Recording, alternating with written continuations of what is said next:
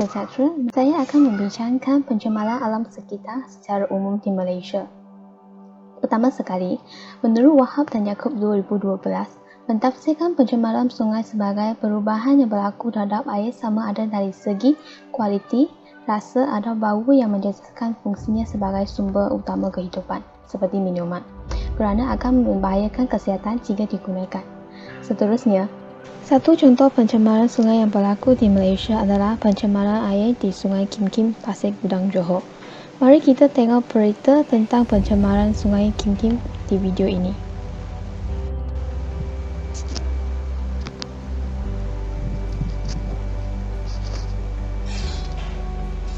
Sebanyak 2.43 tan sisa bahan kimia yang dibuang ke dalam Sungai Kim Kim, Taman Pasir Putih Pasir Gudang dikumpulkan dalam operasi pembersihan pada hari pertama kejadian itu dilaporkan 7 Mac lalu.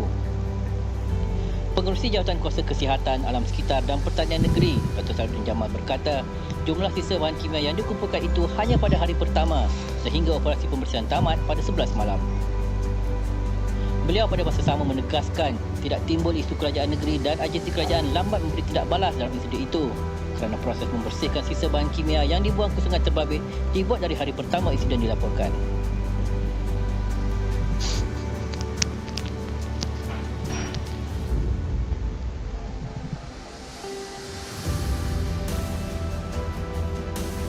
Okey, seterusnya. Selepas siasatan, sebuah lori tangki dipercayai telah membuang sisa kimia ke Sungai Kim Kim pada awal pagi sebelum mangsa jatuh sakit. Oleh itu, pembuangan sisa kimia secara haram telah mengeluarkan asap toksik dan menjejaskan 6,000 orang serta 2,775 orang menerima rawatan. Kebanyakan mangsa adalah pelajar sekolah dan 110 sekolah telah diarahkan tutup di sepanjang sungai. Seterusnya, contoh pencemaran sungai yang lain adalah pencemaran Sungai Semenyih pada bulan Disember 2019. Insiden ini merupakan pencemaran bau di sumber air mentah loji rawatan air Sungai Semenyih. Loji rawatan air Sungai Semenyih terpaksa dihenti beroperasi dan akibatnya lebih 1.5 juta pengguna yang terjejas dan menyebabkan gangguan bekalan air di 348 kawasan di sebahagian kawasan Hulu Langat, Sepang, Putrajaya, Petaling Jaya dan Kuala Langat. Gambar ini menunjukkan Dato' Menteri Besar Dato' Seri Amiruddin meninjau lokasi kolam tasir Intaman bagi menerangi isu pencemaran bekalan air di Sungai Semenyih pada 23 Disember 2019. Selepas siasatan, punca pencemaran bau ini berlaku adalah disebabkan pembuangan sisa secara haram ke dalam lurang atau lubang pereksa kumbahan Indah Water Consortium oleh pihak tidak bertanggungjawab. Oleh itu, Suruhanjaya Perkhidmatan Air Negara akan mengambil tindakan tegas ke atas pihak tidak bertanggungjawab yang melakukan perbuatan ini.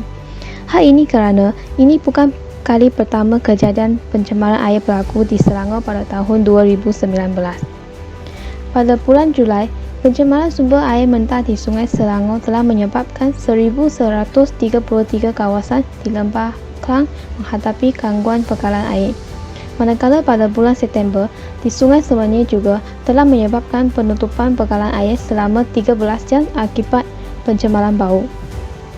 Pada bulan Disember iaitu pencemaran Sungai Semenyih 2019. Selain itu, satu lagi pencemaran sungai yang baru-baru ini berlaku iaitu pada 8 April 2020. Pencemaran sungai yang berlaku di Sungai Malakatan yang terletak di daerah Kecil Tongkok dilaporkan tercemar akibat pembuangan sisa kimia kilang dan pembuangan sampah oleh pekerja ladang kelapa sawit. Sungai ini bertukar hitam dan memberikan kesan besar kepada kehidupan penduduk di kawasan berkenaan yang tidak dapat bergerak jauh terutamanya sepanjang pelaksanaan PKP.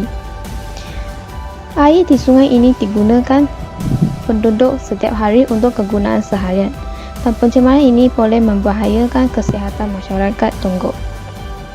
Gambar ini menunjukkan seorang penduduk bernama Karen Jacob yang menunjukkan air sungai yang tercemar. Oleh itu, semua pihak haruslah bekerjasama dan berganding bahu seperti Masyarakat setempat boleh terlibat sama dengan agensi kerajaan dalam memantau tahap pencemaran di sesebuah lokasi bagi memelihara persekitaran alam sekitar kita. Seterusnya, bagi soalan 2, iaitu sila terangkan apakah yang anda faham tentang pembangunan lestari. Apa yang saya faham tentang pembangunan lestari adalah pembangunan lestari merupakan pembangunan yang dapat memenuhi keperluan pada masa sekarang tanpa menjejaskan keupayaan memenuhi keperluan pada masa depan. Seterusnya, terdapat dua aspek dalam pembangunan lestari, iaitu pemeliharaan dan pemeliharaan. Pemeliharaan adalah meliputi aspek penjagaan dan perlindungan untuk mengekalkan sumber semula jadi daripada diteroka habis oleh manusia. Manakala pemeliharaan membawa maksud membaik pulih sumber alam sekitar seperti air, hutan, utara dan mineral yang telah digunakan tanpa membiarkan sumber-sumber ini pupus. Oleh itu, perlindungan alam sekeliling adalah aspek penting. Seterusnya akan disambung oleh rakan saya yang lain. Sekian, terima kasih. Seterusnya ialah perkara yang disebut dalam peraturan Jabatan Alam Sekitar berkenaan usaha menghalang diri sendiri dan orang lain daripada melakukan pencemaran alam sekitar.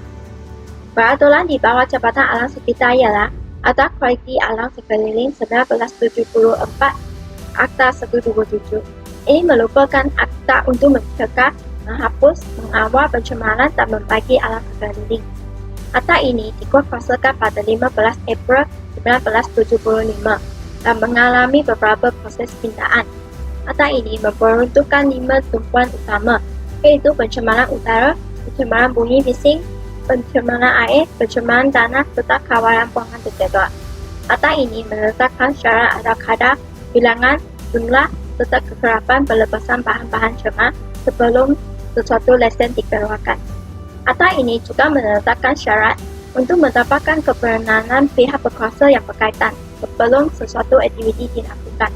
Jadi, mana-mana orang yang terlibat secara langsung dengan sebarang aktiviti yang mencemarkan persekitaran yang berlawanan dengan segala peruntukan undang-undang yang telah ditetapkan, jika disampaikan dengan kesalahan boleh dikenakan dengan hukuman yang keras.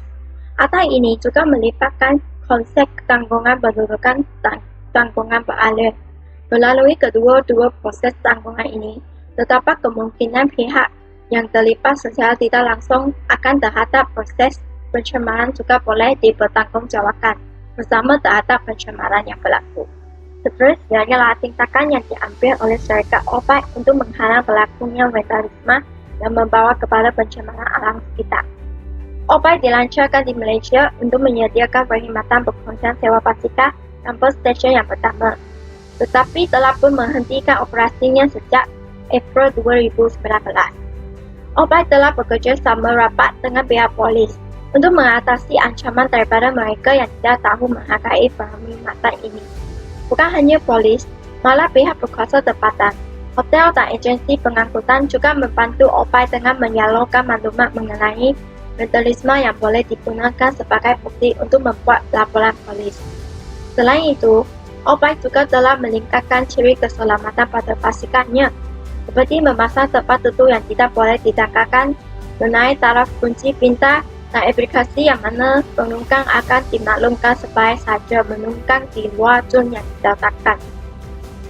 Pelanggan yang merosakkan basikal obat boleh didakwa di mahkamah di bawah Seksyen 427 Kanun Kesesaan kerana melakukan khianat yang memperuntukkan hukuman penjara maksimal 5 tahun atau denda atau kedua-duanya jika disampaikan kesalahan. Selain itu, setiap penunggang obat boleh mendapatkan 100 mata kredit apabila mendaftar dan jika meletakkan basikal dengan betul. Mereka akan dikenakan sewa hanya 50 sen sejam. Selain itu, pengguna yang meletakkan basikal di kawasan yang salah akan dipotong 20 mata kredit dan dikenakan cas yang tinggi supaya mereka akan lebih bertanggungjawab semasa menunggang basikal obat.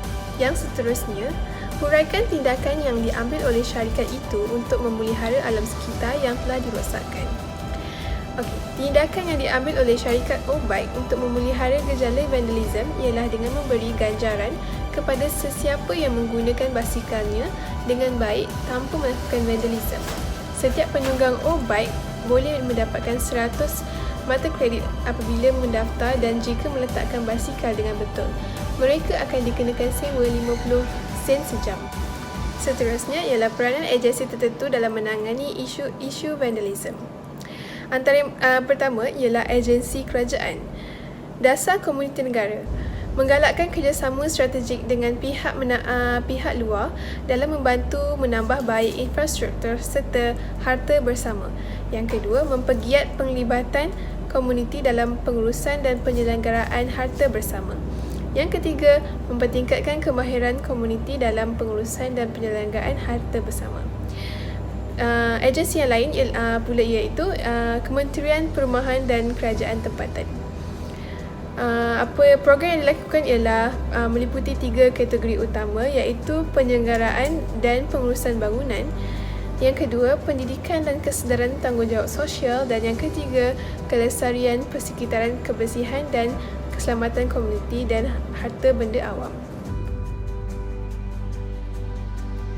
Terdapat banyak maklum balas positif yang telah diterima oleh syarikat Obike setelah penguatkuasaan undang-undang dan pelaksanaannya untuk membanteras gejala vandalisme yang telah dilakukan.